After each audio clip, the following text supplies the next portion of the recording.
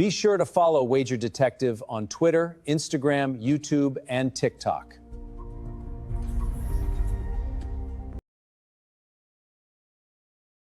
Hello and good day, folks. This is Wager Detective here. We're going to cap this Rangers versus Angels game.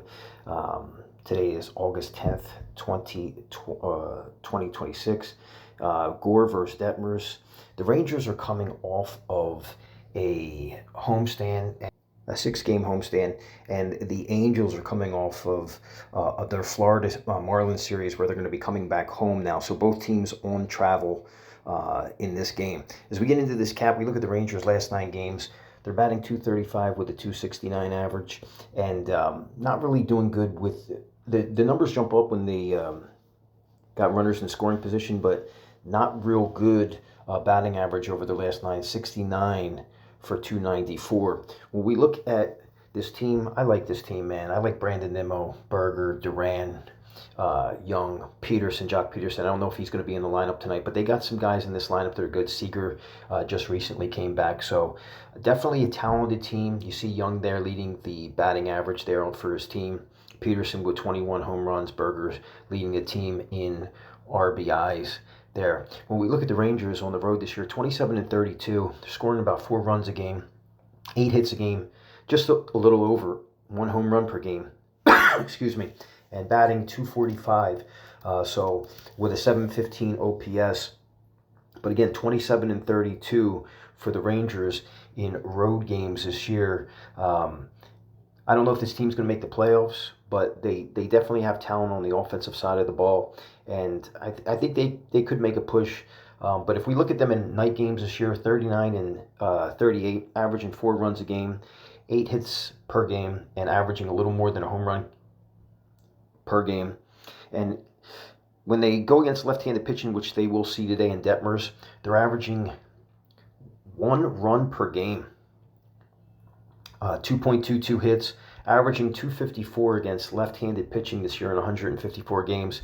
Fairly consistent on the road and at night, but versus left-handed pitching, that's their strongest split here in that regard with the OPS. Now, when we look at them in July and August, they're 15-17, averaging 4.34 runs per game and averaging almost a home run and a half home runs per 9. So doing pretty good with hits and home runs per 9 in July and August. Now, they're going to be seeing Reed Detmers here in this game, left-handed pitcher. He's 3-8 on the year with a 4.12 ERA but a 1.12 WHIP. He does strike out a lot of batters in his splits, as we'll take a look here. Detmers 2026, 4.12 ERA. He's given up about 7 hits per game and 1.19 home runs per 9, but the WHIP is definitely low, and he's striking out 3.85 batters per walk. So he's great. He gets out of jams, but his problem is giving up home runs. He's given up 17 home runs in his starts this year, so that's something that he's going to definitely want to try to clean up here against a team that can hit the long ball. I don't know if Jock Peterson's going to play. He's not in the expected lineup, so we're going to have to take a look at that, but he definitely strikes out batters. Now, we look at Detmers in his last 5 starts. He is 0-5. Losses came against Baltimore, Houston, St. Louis, Detroit, and Texas. He does have a 4.07 ERA. He's giving up almost 8 hits a game. 2.96 home runs per 9, but the WHIP, 1.07. He's striking out 12.21 batters per 9, so he doesn't give up a lot of traffic, but it could be a problem with home runs if he does give up traffic here. He's only walking 1.9 batters per 9, so that shouldn't be a problem here, but home runs are definitely a problem for Reed Detmers. Now, at home this year, Reed Detmers 0-5.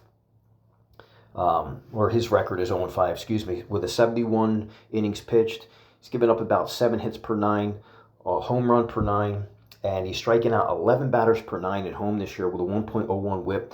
Batters only hitting .204 against him at home this year. We look at night games this year, 2-5 at night games, 89 2/3 innings pitched with a 3.91 ERA.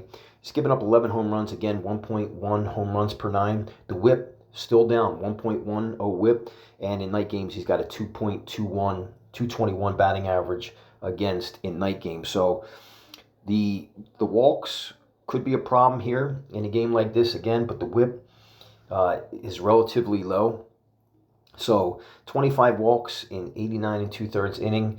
If he could limit the walks here, he's got the strikeout ability to keep this team off balance. Now against left-handed and right-handed batters, um, pretty much the same. 215 against left-handed batters, 216 against right-handed batters, and he's striking out 115 batters, right-handed batters, to 35 left-handed batters. So pretty good there. He's been very consistent on both sides, and his strongest overall split is at home, where opponents are hitting just 204 with a 101 whip against him. So Reed Detmers has a lot of promise. They're just not scoring a lot for him recently in his last 5 starts, so they're going to want to have to pick that up here. He is going to be going against this expected lineup: Langford and Seager. Seager just freshly back. I like Ezekiel Duran. Brandon Nimmo, one of my favorite players in baseball. Jake Berger could knock a home run out at any given time. And then you see Zach Neto, Trout, Shanuel, who leads the team in home runs, surprisingly, just ahead of Trout. But both those guys, pretty good. We look at the Angels' last 9 games.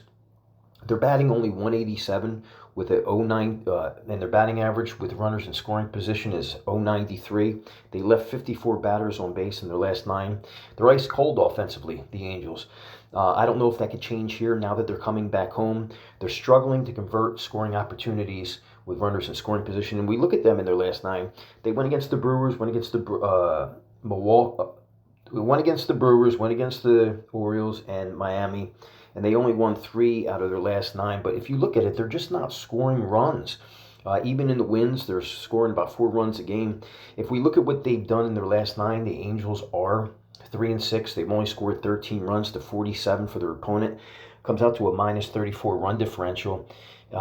So it's very concerning. They're losing their games by 3.78 run differential per game. So they're going to have to pick up the scoring here, and I don't know if that's going to be the case because, again, Mackenzie Gore is another guy that can strike guys out. You got two pitchers here that are very, very good strikeout artists. Now, if we look at this team, again, the Angels, led by Schnell with the batting average 274, Zach Neto leading the team in home runs with 20, J.J. Adele with 62 RBIs. You're going to need Mike Trout to start stepping up. Soler, I like Vaughn Grissom, another good player there. But this team it plays hide and seek offensively with how they pitch on a daily basis, how they hit on a daily basis. So they're going to have to pick it up, and maybe getting off the road, coming back home might be something. But again, 3-6 in their last 9. We look at them at home this year; they are 25-33. The Angels are. They're scoring 3.6 runs per game, a little less than a home run per game, but their only batting average is 223 at home this year, with a 638 OPS. So they're much better away from home than they are at home. But you wouldn't be able to tell that from what they've done in their last 9 games, where they went 3-6, and all those games were on the road. So I believe in regression to the progression here. In night games this year, they're 27-53, averaging almost 4 runs a game. The home runs pick up to a home run per game, and their batting average in night games 236. Still the OPS down at 686, and the slug only 382 slug in that split. So they pick it up in night games. They're better away from home, but they didn't do good on the road, but in their last road stand. So when we look at them against left-handed, right-handed pitching, and we can see here that they got 38 home runs versus left-handed pitching, and they got 85 against right-handed pitching, and the average against left-handed pitching is 238, which is better against right-handers. So they're going to be seeing Mackenzie Gore tonight, where they're only scoring 1.16 runs per game against left-handed pitching, only 2.2 hits per game. Now we look at July and August, pretty putrid for the Angels, 9-22. They're only scoring 3 runs per game, with 7 hits per game. Batting average is 215 with a 320 slug, and they're just not hitting or doing anything over the months of July and August when most teams are heating up, they're cooling off. They got a low batting average in July and August, poor on base production, limited power, and just 3 runs per game. Not good. They're going to be going against Mackenzie Gore, left-handed pitcher, 27 years old, 6-9 this year, 4.55 ERA with a 1.24 WHIP. But another guy that strikes out a lot of batters in Mackenzie Gore. When we look at what he's done in his starts this year, 24 starts, he's got a 4.55 ERA.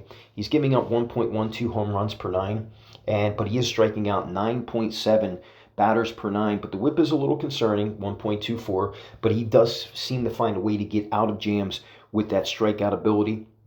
And overall, little bit inconsistent from Mackenzie Gore. Again, he's walking 3.2 batters per 9. And it's going to matter if that traffic turns into runs. Now we look at Mackenzie Gore last 5 starts. His team is 4-1. The wins came against Houston, Atlanta, Seattle, and San Francisco. The loss came against Tampa Bay. Last 5 starts, Mackenzie Gore 27 2/3 innings pitched with a 3.90 ERA. He's given up about 7 hits a game and 1.63 home runs per 9 with a 1.01 WHIP. But he is striking out 9 batters per 9.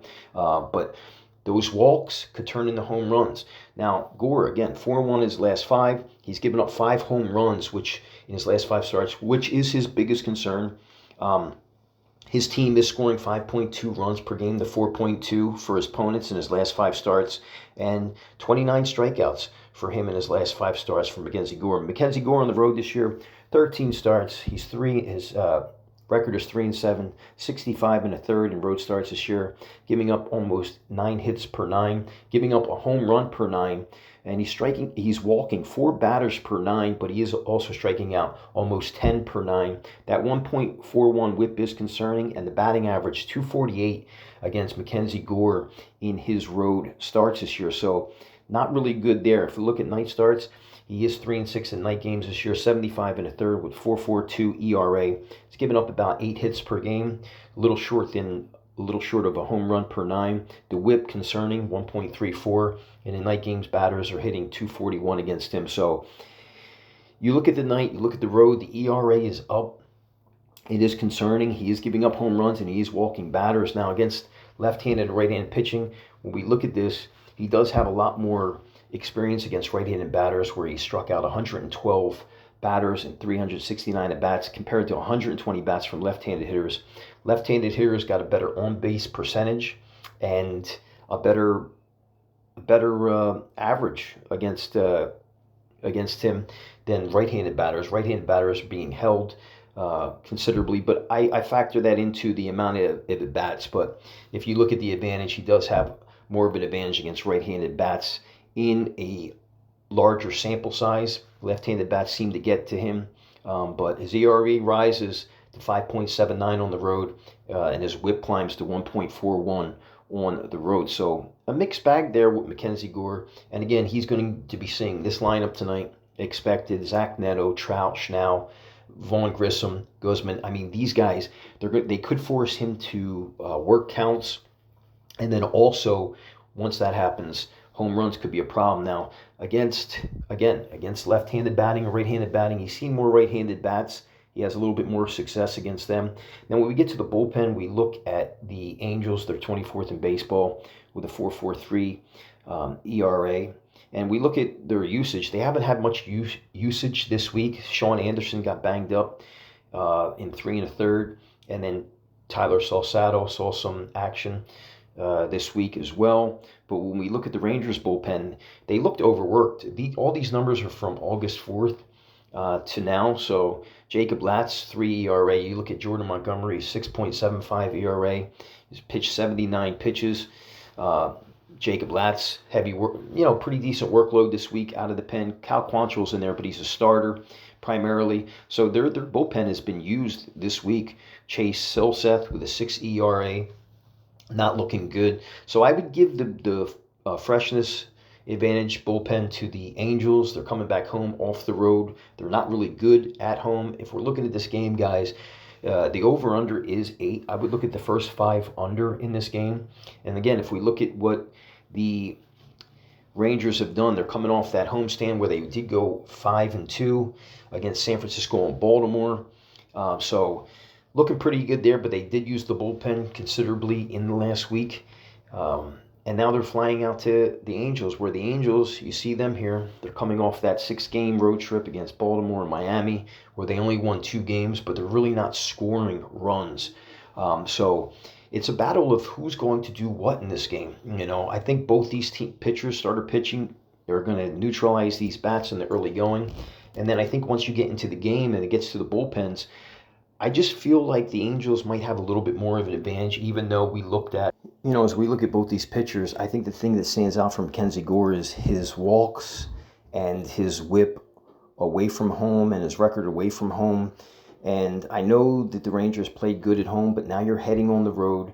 Angels are coming back home off of not playing good on the road, coming back home. Both these teams traveling. I do like the under here in that regard because I do believe that both these teams will be tested in certain regards. So when we look at both these teams, obviously the Rangers are doing a little bit better. They're hitting the ball a little bit more, but I think they're going to be neutralized against Detmers here, who just has a better whip, better.